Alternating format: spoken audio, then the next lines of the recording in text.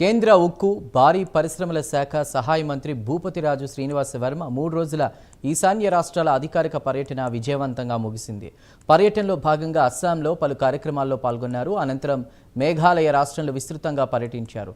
South west Khasi hills జిల్లాల్లో అభివృద్ధి పనులు, వైద్య సేవలు, నరేగా పనులపై సమీక్షించారు. వివిధ అభివృద్ధి పనులను క్షేత్రస్థాయిలో పరిశీలించి అనంతరం ఉన్నతాధికారులతో ప్రత్యేక సమావేశాన్ని నిర్వహించారు. గ్రామీణ మౌలిక సదుపాయాలను బలోపేతం చేయడానికి, ప్రగతిని వేగవంతం చేయడానికి కేంద్ర ప్రభుత్వం పూర్తిగా కట్టుబడి ఉందని స్పష్టం చేశారు. సుస్థిర ఎకో టూరిజం అభివృద్ధికి మేఘాలయ ఒక ప్రధాన గమ్యస్థానంగా మారేందుకు ఇక్కడ అపారమైన అవకాశాలున్నాయని, పర్యాటక రంగం అభివృద్ధిపై ప్రత్యేకంగా దృష్టి సారించాలని అధికారులకు ఆయన సూచించారు. ప్రధాని మోదీ నాయకత్వంలో ఈశాన్య రాష్ట్రాల రూపురేఖలు మారిపోయాయని గుర్తు చేశారు.